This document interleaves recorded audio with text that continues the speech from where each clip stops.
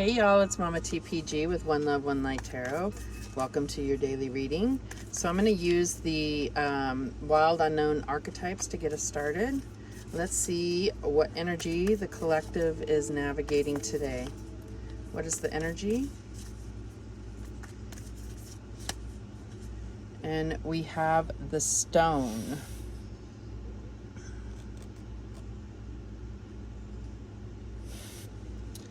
Okay, let's see what the book says.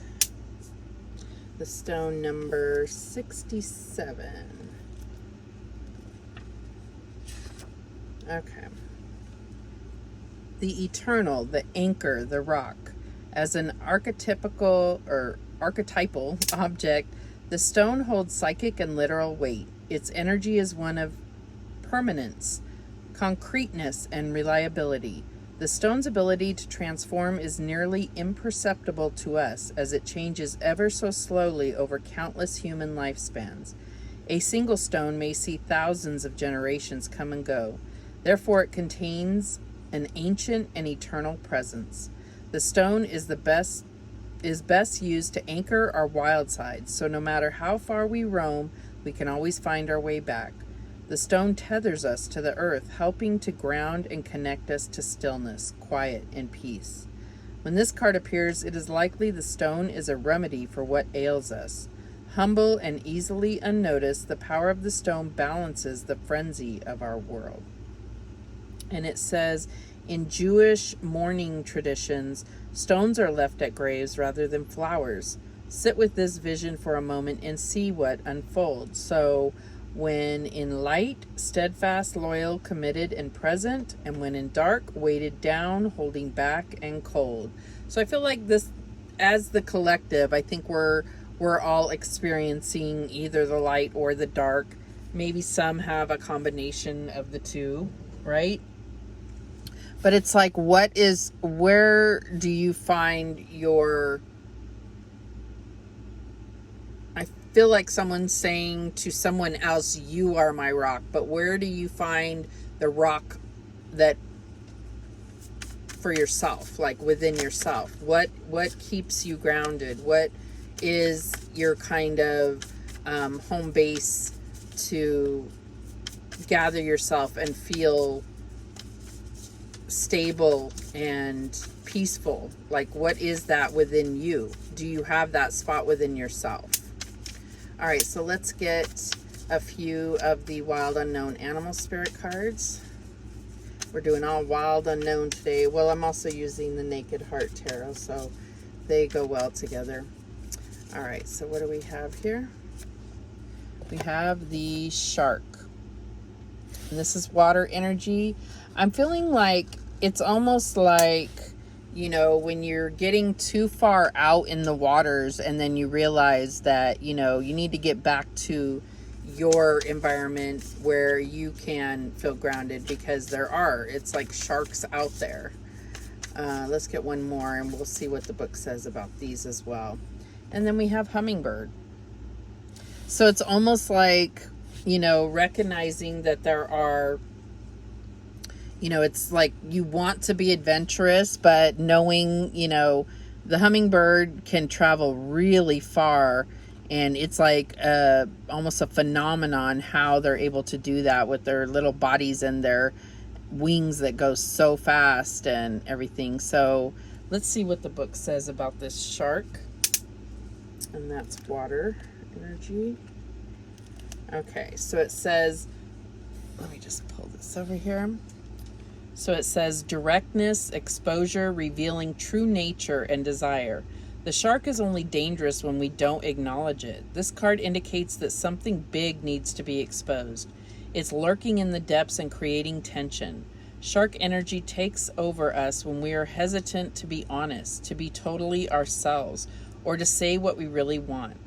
It may be tempting to continue pretending nothing is wrong, but when shark energy is at play, we feel its presence encircling us. So when in balance, it's intriguing, captivating, and mysterious.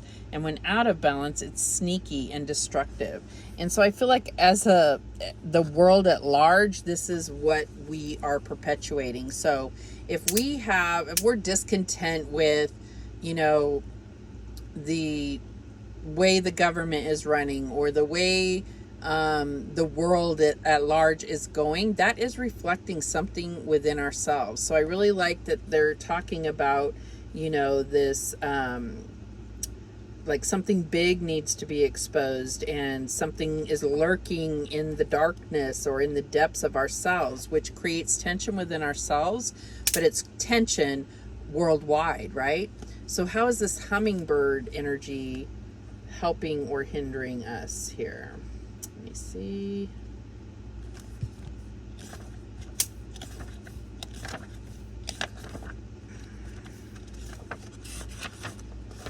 Where is it? There it is. Okay, so hummingbird, a little bit more colorful than the shark, right? So maybe we're needing to look at the more vibrant, positive things in life, but let's see what it says. Positive, enthusiastic, spiritually resourceful. Inside the tiny hummingbird resides an endless well of energy and positivity. The hummingbird's secret is that it has learned where to gather nectar, and it returns to these sources daily for nourishment and rejuvenation. This sacred elixir springs from many sources, but usually involves nature, creativity, and exploring spirituality. Follow the way of the hummingbird, and you cannot go wrong. Every droplet of life becomes sweet, every moment worth savoring. So when in balance, it's smart, curious, loves to learn, and when out of balance, it's pushy, insistent, and sharp. So I feel like that is something that resonates true for me, as far as there is like an intolerance happening in the world, and I feel like it's because we're not being curious, we're not questioning things and being open to understanding that things are going to get worse before they get better. But there's just a level of discontentment here. And I like how the hummingbird and the shark are pointing to this. It's like we all have to get back to our center, where we know that we can, you know, find peace, whatever it is in our environment or within ourselves, really, where we can be curious from a place like that, right? Because we know that it's not so much about risking our own roots and our own survival. It's about questioning because of how that can affect our roots and survival. So that is what's coming through for me right now. So let's go ahead and see how this is playing out. What is the recent past energy for the collective?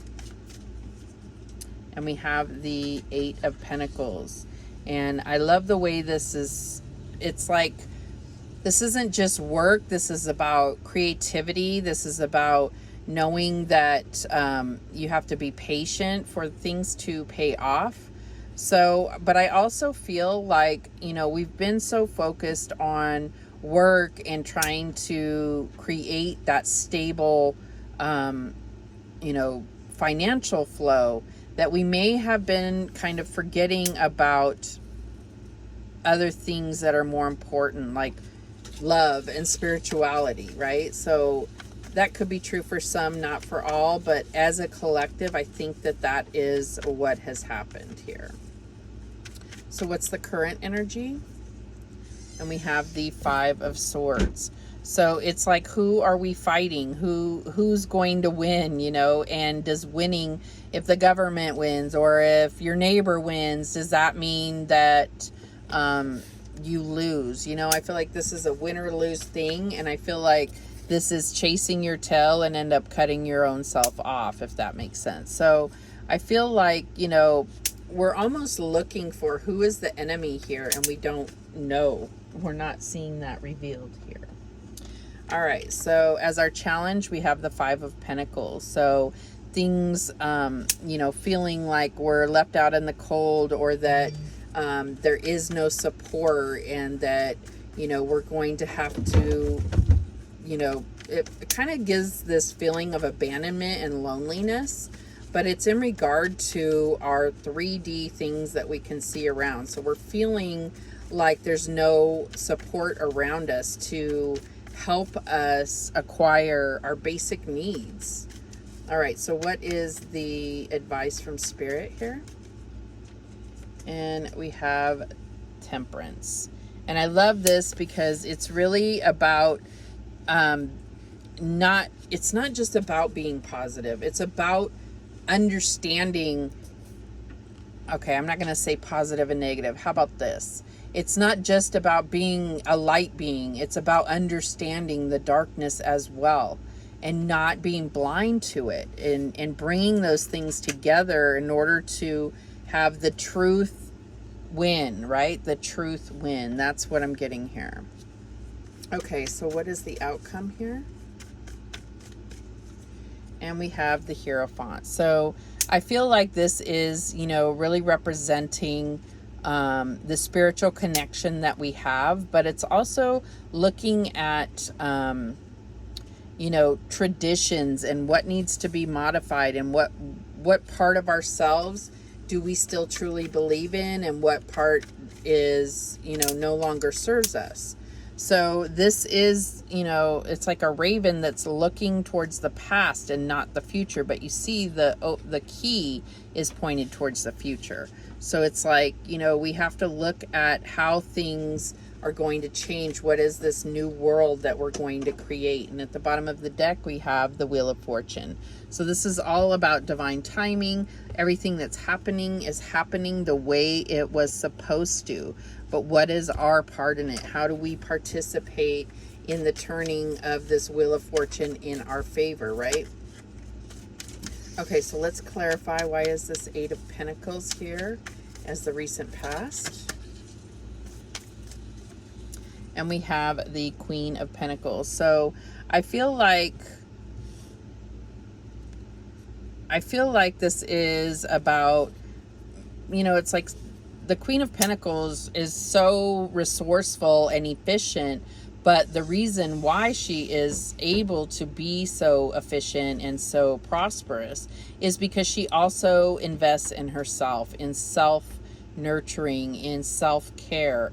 And she knows that she's not worth anything if she's not investing and, you know, investing in her own self, making sure that she's healthy and taken care of before, you know, it doesn't matter what, you know, male or female, this is a person who makes sure that her own needs are met before she starts nurturing and sharing with others. And that sounds really selfish, but it is key. It is key, because you're worth nothing if you get sick, or if you don't have resources to share. Then you're worried about your own survival basic needs, not that plentiful, you know, overflowing attitude. Okay, so why do we have this Five of Swords here? And we have the Ten of Cups. So what I'm getting with Five of Swords and Ten of Cups is this,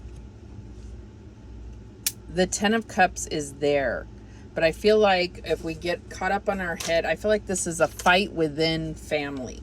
And I feel like that is the, you know, it's really kind of puts us in our weakest state, because this energy is available, but because of conflicting views on things, or expecting things to be a certain way, and then, you know, I feel like it's causing conflict within the family unit, within where you call home and what is your stable place.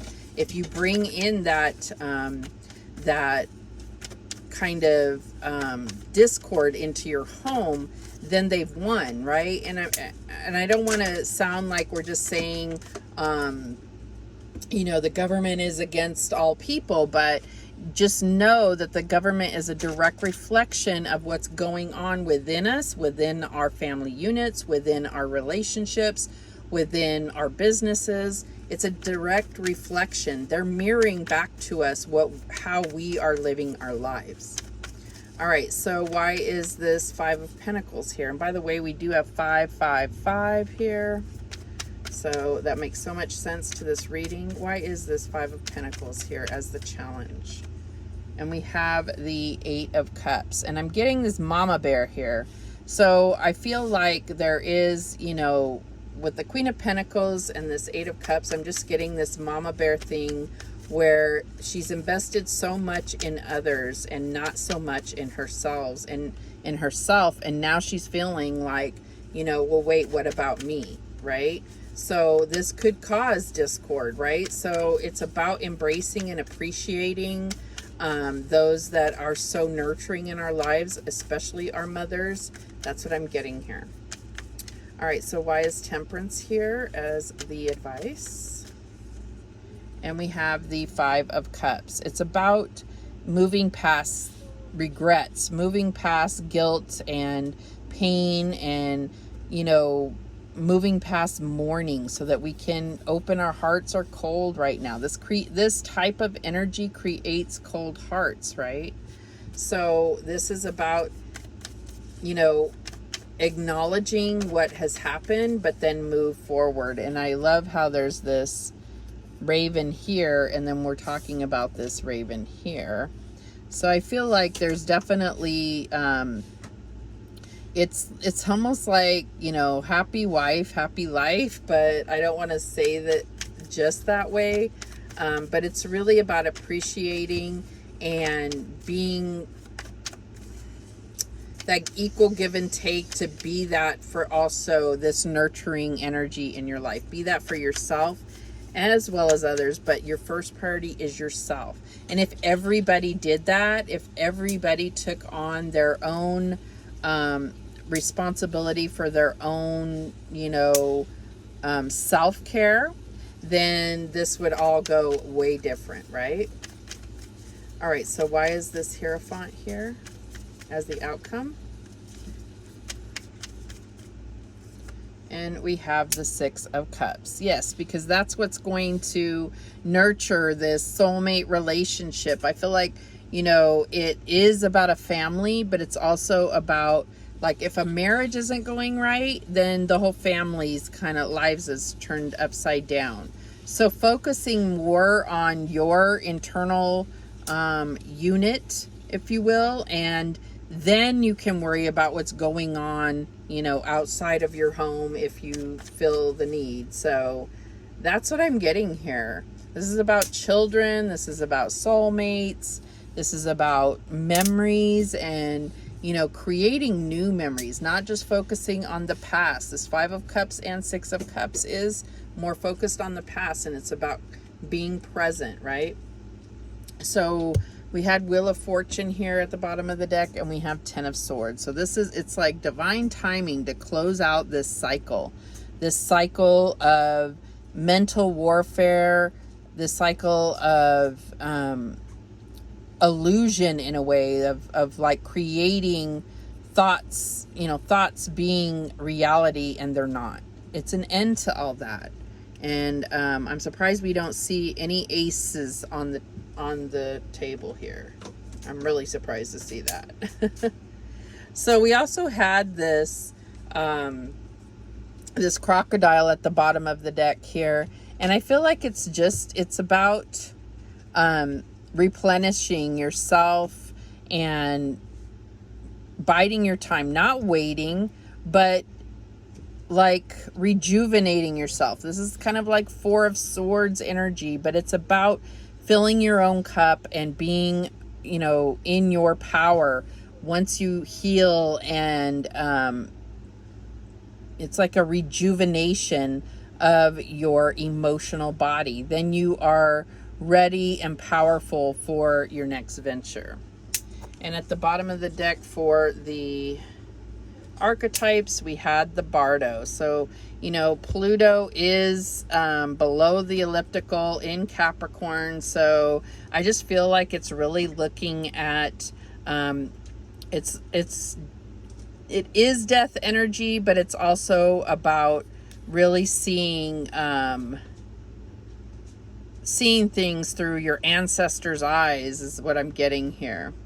And I feel like it's time for us to really start redeeming ourselves and redeeming our ancestors. There's things in the bloodline that need to be, I'm not sure what I want to say. Not cured. What's the word?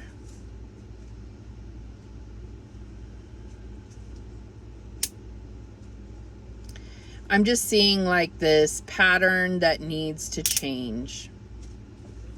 And I feel like that's what it's also reflecting in the world. There are old things, old ways that need to die, and there are new ways that need to be embraced. But this is not just for the sake of change. It's about respecting our past so that we don't repeat it, so that we are putting one foot in front of the other in a positive direction. And it doesn't mean that everything's going to be easy. It doesn't mean that we're not going to go in certain directions and not make mistakes or go, oh, nope, that's, you know, taking us down the wrong path.